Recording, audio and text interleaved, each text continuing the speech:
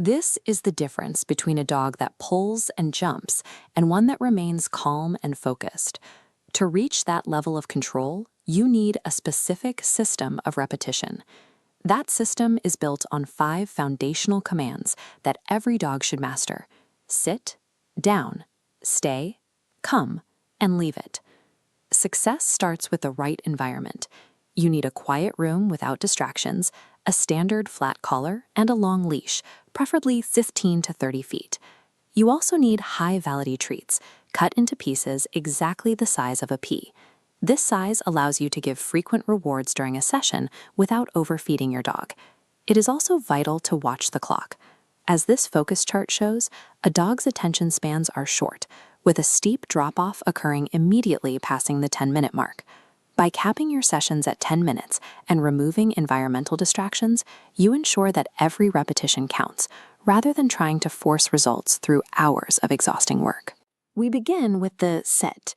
This is the mechanical foundation for almost every other command you will teach. Hold a treat directly above your dog's nose and move it back over their head. As their nose follows the food upward, their rear end will naturally move toward the floor. You must deliver the reward the exact microsecond their bottom touches the floor. This timing is what connects the action to the treat in the dog's mind. If your dog tends to back away from the lure, practice with them backed into a corner so the walls prevent them from moving backward. Next is the down.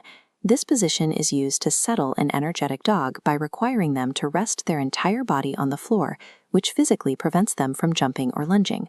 Start from the sit position. Pull the treat straight down to the floor, then drag it along the ground toward your own body to lure the dog forward into a sprawl. A common problem here is the dog's rear end popping up as they reach forward for the treat. To fix this, sit on the floor and arch your leg. Pull the treat underneath your leg so the dog has to crawl. This physical barrier naturally guides them into the correct down posture. Mastering these stationary positions shifts the dog's focus. Instead of looking at the room around them, they learn to keep their attention locked onto your hands and your cues. Once your dog can hold a position, stay becomes the first direct test of their impulse control. Place them in a sit or a down, then show them a flat palm hand gesture, like a stop sign. In the beginning, take only a single step back. Immediately return to the dog and deliver the treat before they have a chance to move. Every stay needs a release word, such as break or free, to tell the dog exactly when the job is over. Say the release word and toss a treat away from the dog at the same time. This encourages them to get up and physically break their position. Look at this timeline. You must deliver the reward while the dog is still holding the position, inside the stay bracket. If you wait until after the release word, the red X, you are accidentally rewarding the dog for getting up. Enforcing a stay without a release word creates confusion. Without a clear endpoint, the dog will eventually begin to break the position on their own, leading to a breakdown in the rules you have established. For safety in public, the most important mechanism to master is the come command, or recall.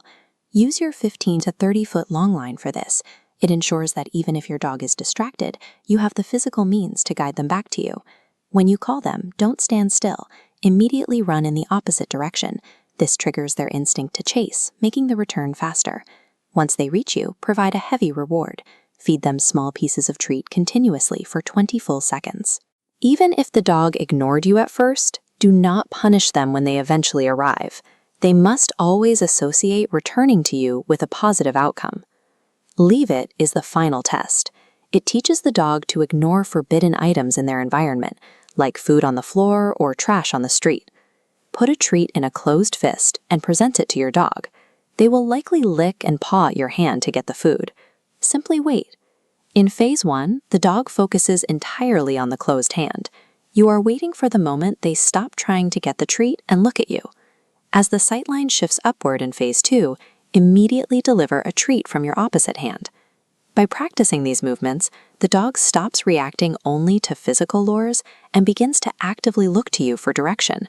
It changes the dynamic from a forced reaction to a cooperative choice. These 5 mechanical steps create a complete 10-minute daily routine that you can practice anywhere. Once the dog responds to your hand motions reliably, you must begin to fade the lure.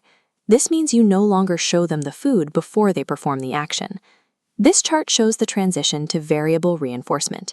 Instead of giving food every time, you begin to mix in verbal praise and play, so the dog never knows exactly which reward is coming next.